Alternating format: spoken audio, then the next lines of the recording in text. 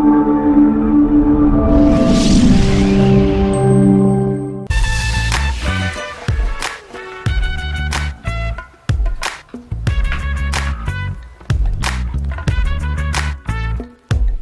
keep telling me to make it, yeah, to the spot where we would stay lit, and finish bottles never wasted, yeah, cause that's where I'm from. Hello and welcome to an episode of On Campus. This is Ashley Ching, Solano County's Miss Fairfield. Today I'm joined with a special guest, Dr. J. Peter Zopfi of Northbay Healthcare. Good to have you here today. It's nice to be here, Ashley. So I understand that you are the Chief of Staff for the Medical Executive Committee. That sounds like it's a lot of responsibility. It's a lot of work. I'm not sure about the responsibility, although they do tell me that I have responsible things to do. I've been Chief of Staff now for an entire month, but I have had some experience before being on the Department of Surgery Chairman, and I was actually Department of Surgery Chairman for 12 years. So that kind of helped me prepare for my current role. You have a lot of experience. What are the goals you have as Chief of Staff at Northbay?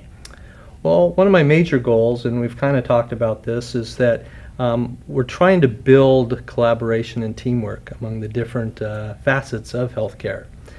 Historically, administration, nursing, and doctors have worked within their own groups, what we call silos.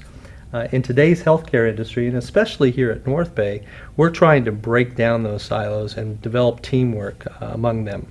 One of the concepts is called dyads, and forming dyads with different individuals between an administrator, a doctor, and a clinician or a nurse. And you can actually develop a partnership, and it's almost like a marriage, where you learn the strengths and weaknesses of each other and you use those to build and become better. It's good to hear that you're all trying to emphasize teamwork. I know that in the community you've had the opportunity to actually operate on a lot of people, even here in the studio, touching people's lives that way. I have had the privilege. I've been here in Solano County now for 27 years, going on 28 years. I was born and raised in Napa. My wife was born and raised here in Fairfield, actually down on Empire Street in the old Intercommunity Hospital, which eventually matured into being Northbay. So we have a lot of roots here. And through the years, having the opportunity to work with all the community and work with different individuals, you're right, I run into people all the time on the street that I've either operated on or their family has been involved with me. And you're also a director for the trauma program at Northbay. That's my understanding. Yeah, the trauma program at Northbay is probably one of the highlight programs that we've developed over the last 10 years. When I first came to Solano County after I finished my residency, it was obvious that there was a lot of trauma, a lot of car accidents, a lot of gunshots, violence, which has just progressed over the years. During those early days, trauma was not seen as something that was financially feasible because most of the people were uninsured, and so trauma was something that really couldn't be funded.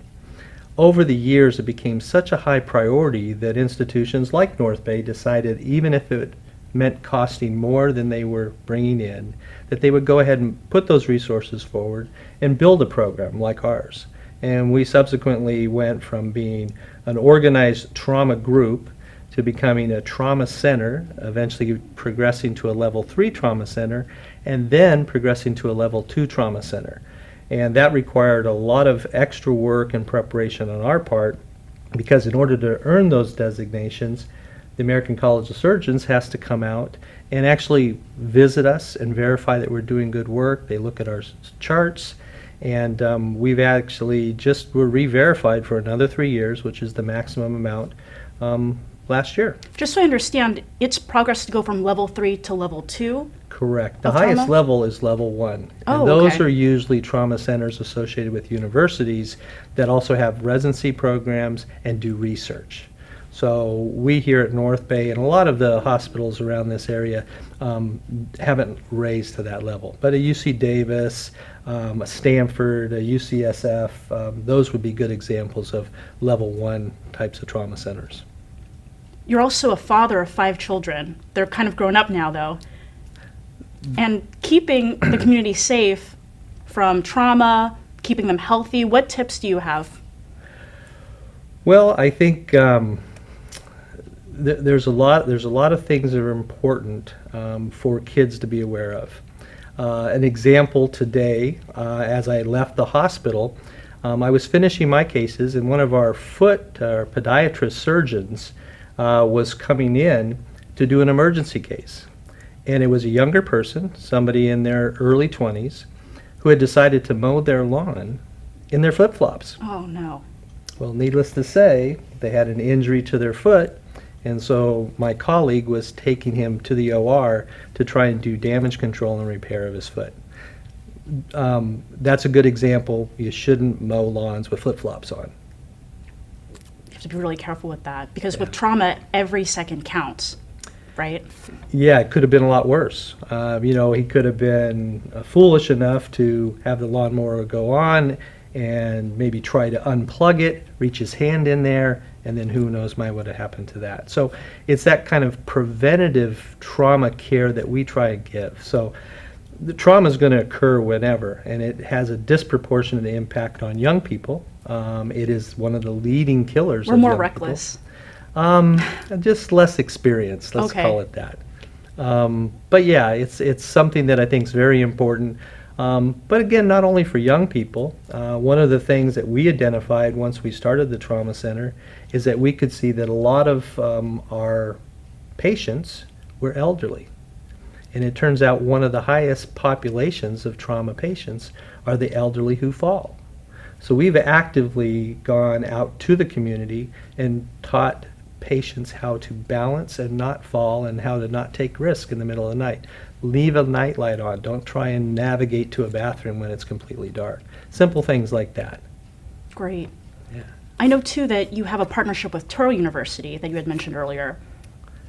We do, because I think not that becoming a physician or surgeon is ever an easy task or an easy occupation to achieve, but I think it's even more challenging to the current group of students and medical students that are trying to become physicians. The costs are significantly greater. The reimbursement is significantly less. So for them to pay back their loans, it's going to take decades.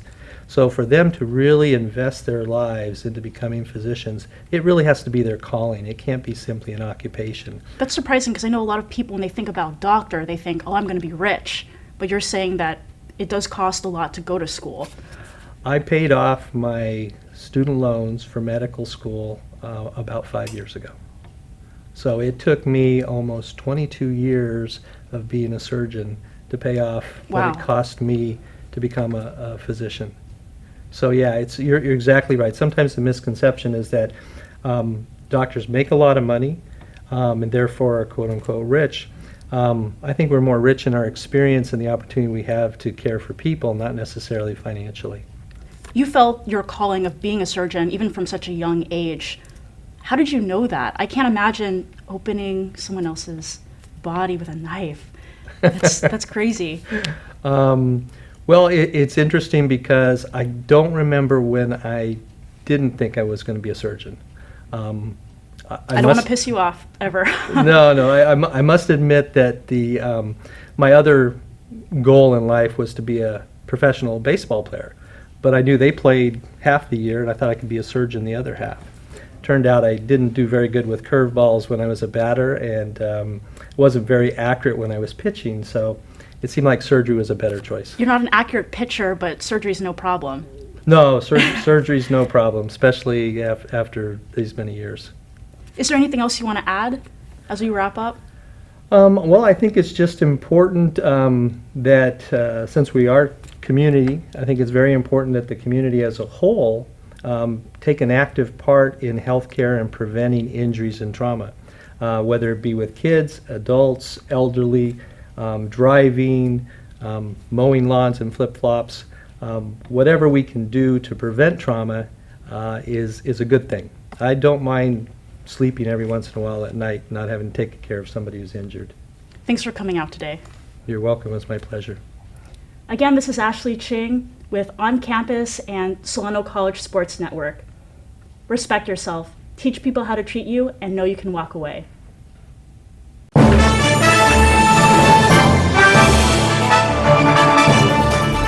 The exponential growth from the program from my first year to my third year now, that's what keeps me coming back and keeps me excited and just like fulfills me as a person. It's so impressive, and we every time we walk in here, you guys are doing something different. It's great. It's nothing but opportunities here, and we have sports to cover, we have the equipment. Because the more ambitious you are, the more opportunities you'll have. On-the-job training is huge. Get the hands-on experience. When someone asks who can do it, you know, you can raise your hand and say, I can do it. So Joining the class was the best decision I ever made.